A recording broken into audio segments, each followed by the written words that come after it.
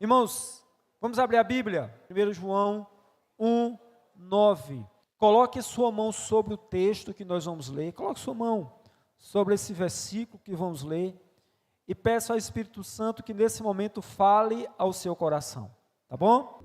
Pai amado, agora a tua palavra está aberta. Queremos pedir que o Senhor acalme o nosso coração.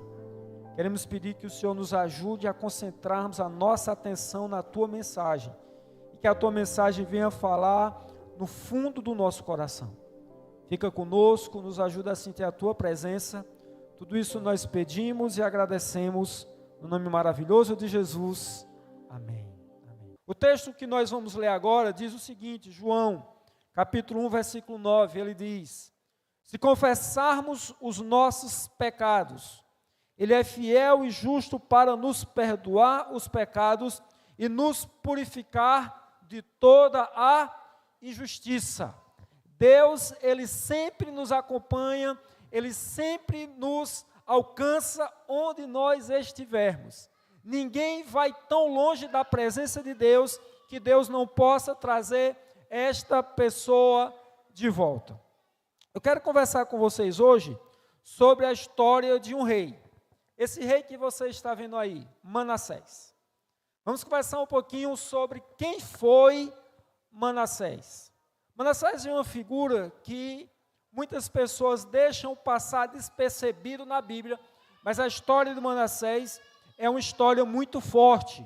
A história de Manassés pode nos falar sobre o perigo de nos afastarmos de Deus. Então, quem foi Manassés, irmãos? Vamos conversar um pouquinho sobre quem foi Manassés. Manassés teve como pai o rei Ezequias. Ezequias foi um dos melhores reis que Israel já teve. Ezequias fez reformas maravilhosas para que as pessoas se aproximassem de Deus. Para que as pessoas se aproximassem de Deus. Um rei muito bom. Um rei que estava muito perto de Deus. O pai de Manassés, o rei Ezequias, recebeu então a mensagem do profeta Isaías de que ele iria morrer, que ele deveria organizar a sua casa, que ele então que ele iria morrer. Deus já havia determinado que a vida dele já tinha chegado no seu limite, que ele já tinha cumprido sua missão. E agora Deus determinou por meio de Isaías que ele iria morrer. Mas ele orou e ele clamou ao Senhor. E esse rei, o rei Ezequias, ele era tão próximo de Deus, que Deus ouviu a sua oração de forma imediata. Deus ouviu tanto a oração de Ezequias, que antes que Isaías saísse do palácio, Deus pede para que o profeta volte com a mensagem de que Deus estaria acrescentando 15 anos na sua vida. Que ele iria ter mais 15 anos de vida. Que bênção, né? Que bênção maravilhosa. Mais 15 anos Deus estava dando aí agora ao rei Ezequias. E foi, irmãos, nesses 15 anos que Deus deu ao rei Ezequias que Manassés nasceu. Que Manassés nasceu.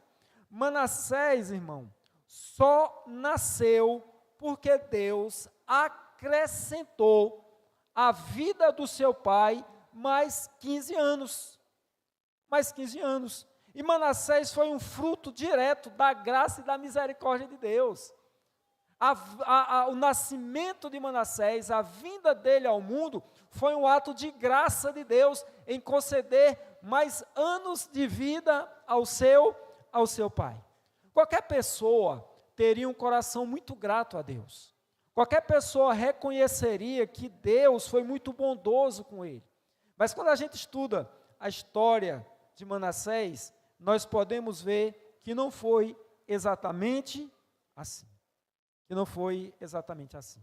Manassés não teve uma vida de gratidão a Deus. Manassés não teve uma vida de louvor a Deus, apesar de Deus ter feito por ele grandes maravilhas. Grandes maravilhas. E o que é que a Bíblia diz sobre Manassés? Segundo Reis, capítulo 21, versículo 2, a Bíblia fala o seguinte sobre Manassés: que ele fez mais mal aos olhos do Senhor, segundo as abominações das nações que Jeová havia expulsado de diante dos filhos de Israel.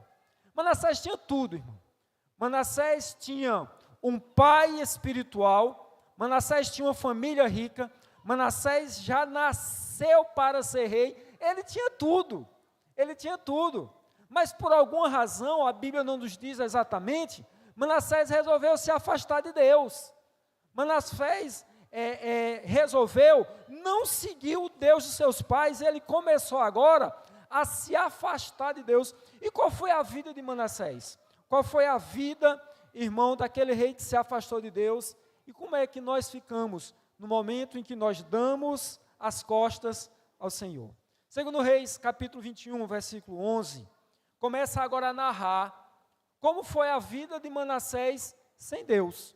E a Bíblia diz que ele fez muito mais, a Bíblia fala assim, tem feito mais mal do que todos os amorreus que vieram antes deles. Quando a Bíblia vai falar sobre os reis de Israel, a Bíblia compara um rei de Israel com outro rei de Israel. Só que Manassés, ele superou tanto em maldade os reis que vieram antes dele, que agora ele está sendo comparado com os povos pagãos. O nível de comparação daquele rei agora não era mais com outros reis de Israel, era com reis pagãos, com pessoas pagãs, e tão ruim que ele tinha ido. E a Bíblia diz que ele fez mais mal do que os seus vizinhos pagãos. E qual foi o mal que ele fez? Para começar, irmão, Manassés, ele sai da igreja.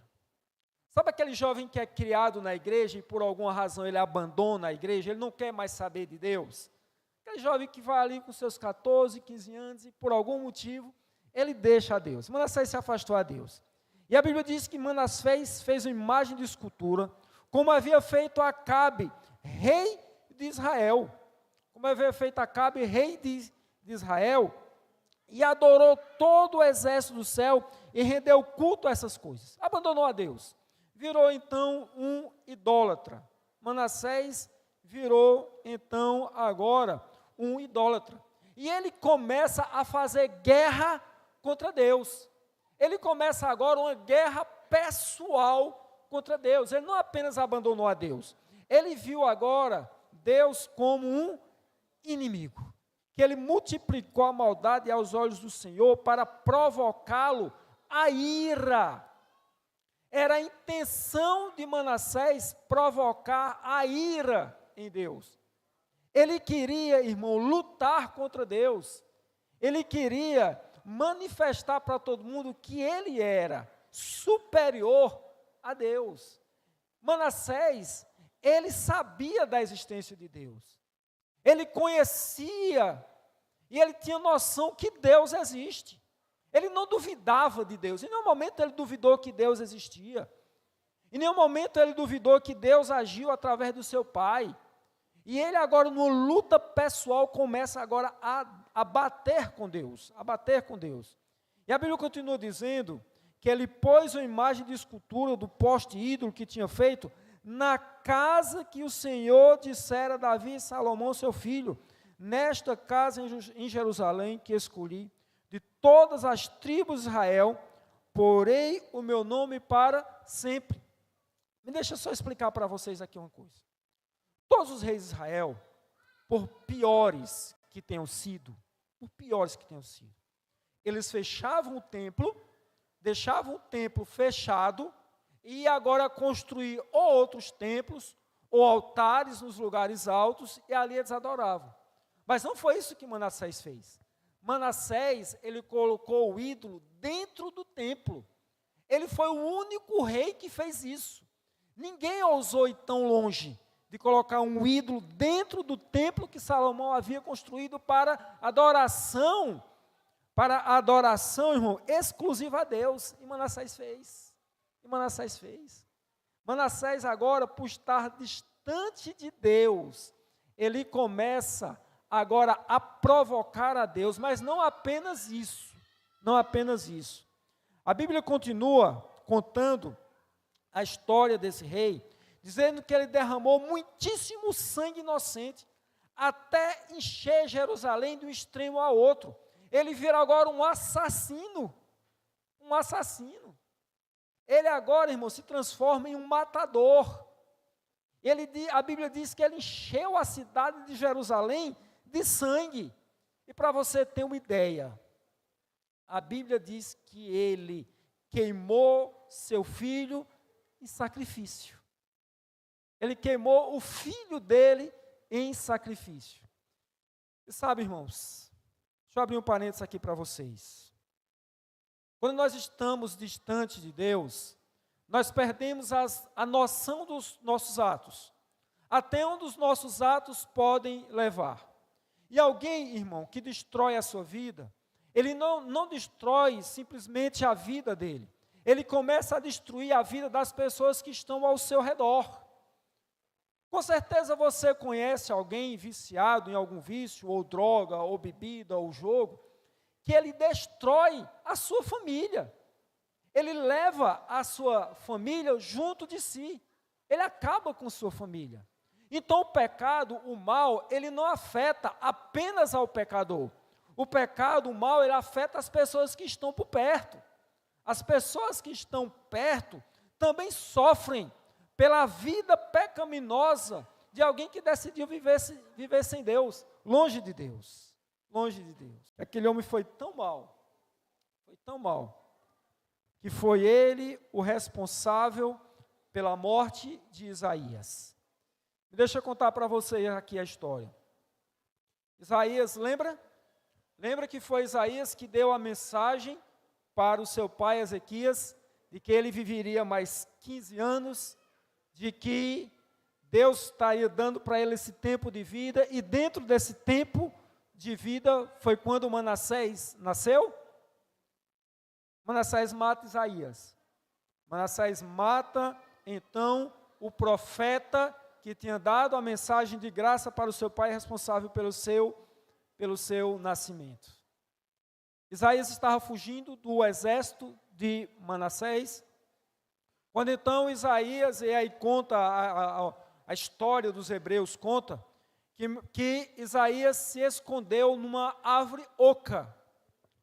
Isaías se esconde numa árvore oca, e eles viram Isaías se escondendo, e ficou uma ponta da roupa de Isaías para fora. E Manassés não mandou tirar Isaías de lá. Manassés mandou serrar Isaías no meio. Ele fica preso na árvore, e ele manda com que aquela árvore seja serrada com o profeta lá dentro. E um dos profetas mais poderosos de Deus é morto na mão de um rei ímpio. Como é que alguém se afasta tanto de Deus, irmão? Como alguém se afasta tanto de Deus? Mas Deus não deixa ninguém, irmão, desamparado. E a Bíblia diz que Deus começa a mandar advertência agora para o rei. Ele começa a mandar advertência para o rei. Segundo Crônicas 33, 10, a Bíblia diz que falou o Senhor a Manassés e ao seu povo, porém não lhe deram ouvidos. Existem duas formas de Deus falar conosco. Existem duas formas que Deus ele usa para falar conosco. A primeira forma é através da brisa mansa e suave. Deus fala conosco quando tudo vai bem na nossa vida. Deus fala e Ele continua falando quando todas as coisas estão dando certo para a gente. Tudo está dando certo para a gente. Deus enviou profetas para aquele homem, ele não deu ouvido. Deus ele está falando ao seu coração hoje, através de todas as mensagens que você está ouvindo aqui na igreja. Deus está falando ao seu coração hoje através da Novo Tempo. Deus fala com você através de um louvor. Deus sempre está falando, procurando lhe trazer para mais perto dele. Existem pessoas que escutam a voz de Deus na brisa mansa e suave e se aproximam de Deus, entregam a sua vida a Deus. Mas existem pessoas que não. Existem pessoas que não. Existem pessoas que não escutam a voz de Deus na brisa mansa e suave. E mesmo para essas pessoas, Deus não desiste. Deus não desiste dessa pessoa. Só que Ele tem outra forma de falar. A outra forma de Deus falar é através das tormentas. é através das tempestades. Não que Deus provoque, mas que Deus, Ele permite que chegue à vida de alguém, para que através dos gritos, para que através da tormenta, Deus possa então ter entrada no seu coração. Deus procurou falar com aquele rei, através da brisa mansa e suave, e ele não deu ouvido. Deus, Ele quer falar ao seu coração hoje, irmão. Talvez você esteja na brisa mansa e suave, é hora de se aproximar de Deus. Se você se aproximar de Deus, no momento de felicidade, muita tempestade vai ser evitada na sua vida.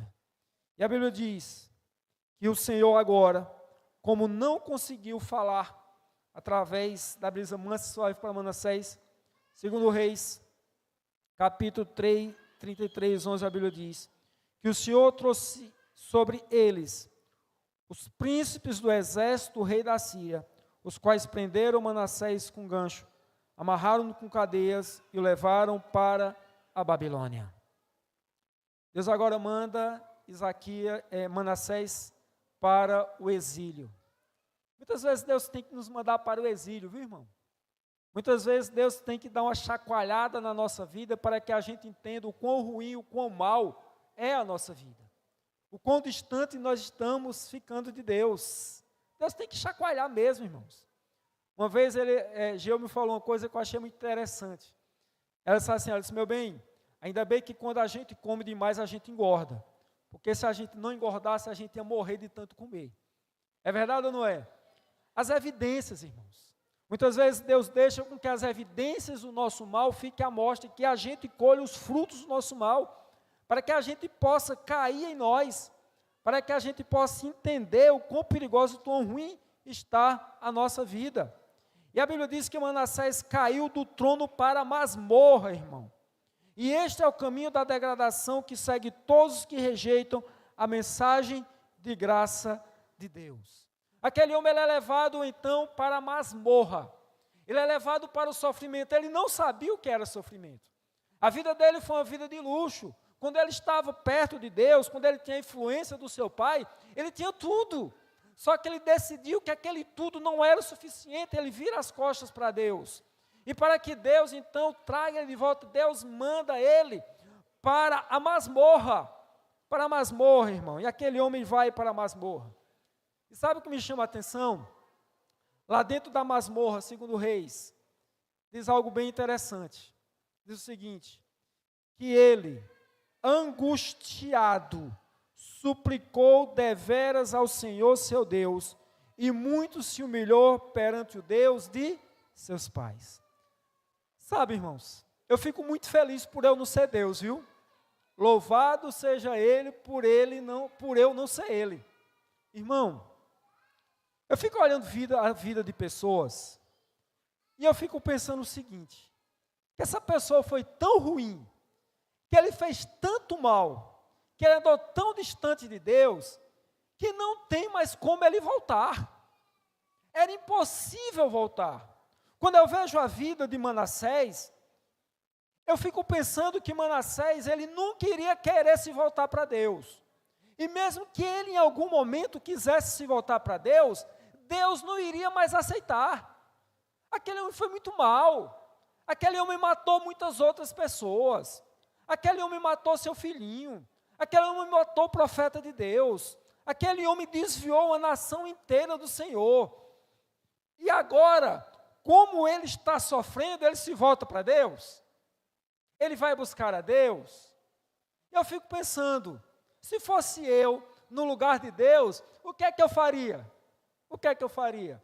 Mas ainda bem, irmãos, que eu não sou Deus. E olhe, agradeça a Deus por você também não ser. Agradeça a Deus por você não ser. Mas como é que Deus reagiu à oração de Manassés? Eu gosto muito da resposta que aparece na Bíblia de Jerusalém. Na Bíblia de Jerusalém aparece essa resposta que você está vendo aí. Que ele orou a Yahvé, que se deixou comover, ouviu a sua súplica e reintegrou a sua realeza. E Manassés reconheceu que Yahvé é Deus. Aquele homem tão ruim, irmão, aquele homem tão mau, ele se volta para Deus. Quando tudo na vida dele dá errado, quando ele cai na masmorra, quando ele não tem mais nada para oferecer a Deus, do fundo do poço, no meio da lama, ele se volta para Deus, e a Bíblia diz que Deus se deixou comover pela oração de Manassés. Se deixou comover pela oração de Manassés. E Deus reintegra aquele homem agora. Deus devolve para ele o seu reino, a sua família e a sua paz. Que Deus maravilhoso. Ninguém vai longe de Deus que Deus não possa alcançar. Ninguém vai distante de Deus que Deus não possa alcançar. Se Deus pôde alcançar Manassés, Deus pode alcançar qualquer um de nós. Amém, irmãos? Deus, ele pode alcançar qualquer um de nós. Se Deus alcançou Manassés, Deus pode alcançar a minha família. Deus pode alcançar aquele seu marido que está duro na queda, viu? Não quer saber de Deus.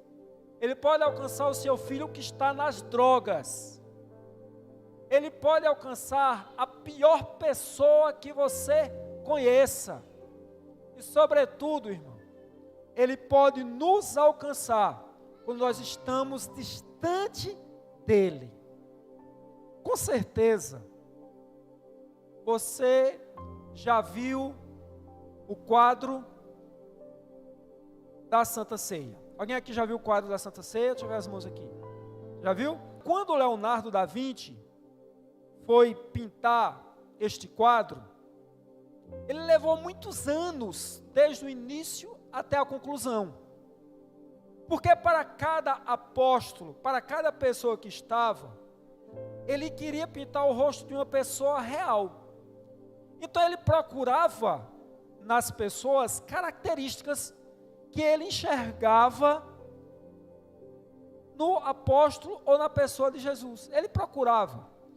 Então eu imagino que quando ele foi pintar o apóstolo João, ele procurou alguém que demonstrasse um rosto dócil, alguém que pudesse representar através da sua feição o discípulo do amor. Eu acredito que quando ele foi pintar Pedro, ele buscou alguém bem enérgico, alguém que pudesse representar então Pedro, o falastrão, aquela pessoa tão ativa como Pedro. Então, para cada um, ele escolhia uma pessoa real para então ser representado no quadro da paixão de Cristo.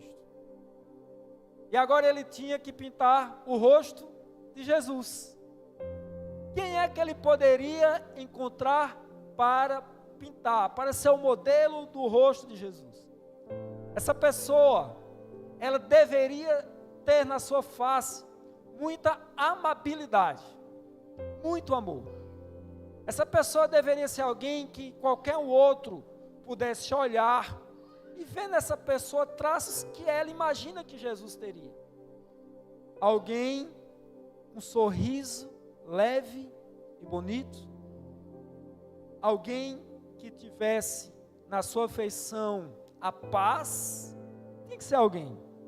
Ele então encontra um homem, o homem que ele encontra, Guido Petrone. Guido Petrone representava muito bem a face de Jesus. Ele viu em Guido alguém que expressava amor, alguém que expressava carinho e amabilidade na sua face. Então ele pede para aquele homem ser o modelo de pintura para Jesus, e ele pinta o rosto. Então esse homem que vocês estão vendo aí, o nome dele, a face que você está vendo é a face de Guido Petrone, representada ali na face de Cristo. Mas ficou uma pessoa que ele não conseguiu encontrar alguém que pudesse representar. O nome deste homem, Judas. Ele não encontrava alguém que pudesse representar Judas. Ele levou anos para encontrar alguém. E o quadro ficou lá parado. O quadro ficou lá, ele não mexia no quadro, ele precisava terminar o quadro, mas restava o Judas da pintura. Restava o Judas da pintura. E para ser Judas, teria que ser alguém no total oposto de Jesus.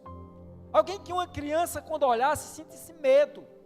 Alguém que você visse na face raiva, rancor, ódio. Alguém que qualquer pessoa olhasse, sentisse uma aversão ao olhar para o rosto de Judas. E ele não encontrou. Anos procurando em prisões, em bares, nos piores lugares, em becos escuros, para que pudesse encontrar alguém que representasse Judas. Anos depois, ele então chega na prisão de Milão. E lá na prisão de Milão, ele vê vários homens, mas ele fica sabendo de um homem que já estava lá também há muitos anos. E este homem, irmão, ele era um prisioneiro retirado.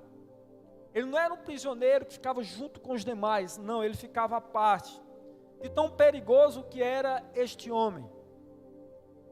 Davi então vai até ele e finalmente ele encontra o seu Judas. O seu Judas está lá, finalmente. Aquele homem que você olhava para ele e já tinha aversão de olhar. Na sua face representava raiva, na sua face representava mágoa. Então ele olhava para aquele homem e dizia: este é o traidor de Jesus. Este é o traidor de Jesus. Davi então vai fazer o convite para o seu Judas. E ele chega para aquele homem e diz: olha, eu estou fazendo um quadro. Estou fazendo um quadro da ceia de Cristo. Eu já pintei todo mundo. Falta só Judas. E eu quero que você seja o Judas do meu quadro. Aquele homem olha para Davi e diz: mas por quê? Por que você está me escolhendo para ser Judas? Davi então diz que, olha, eu procurei Judas em todos os lugares, mas ninguém representou tão bem a face do traidor de Jesus como você.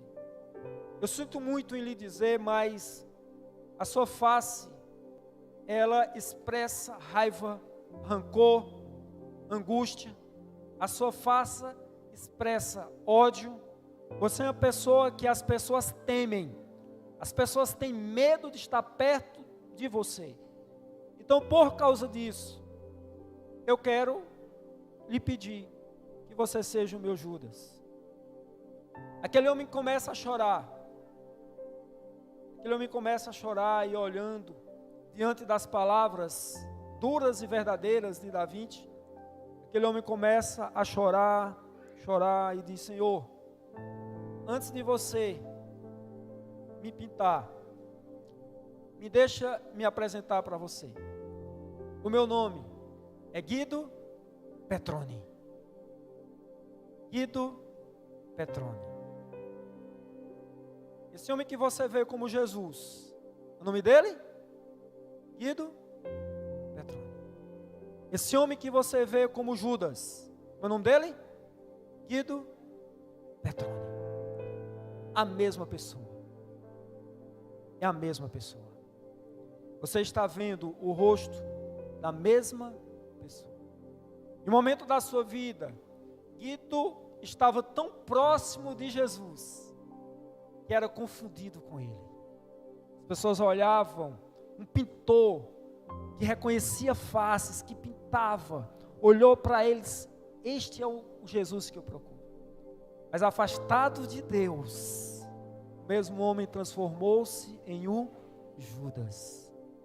É isso que acontece na nossa vida quando nós estamos distante de Deus. É isso que acontece conosco quando nos afastamos de Deus. Eu quero fazer um chamado, 2 chamados nesse momento. O primeiro chamado é para alguém que está se afastando de Deus.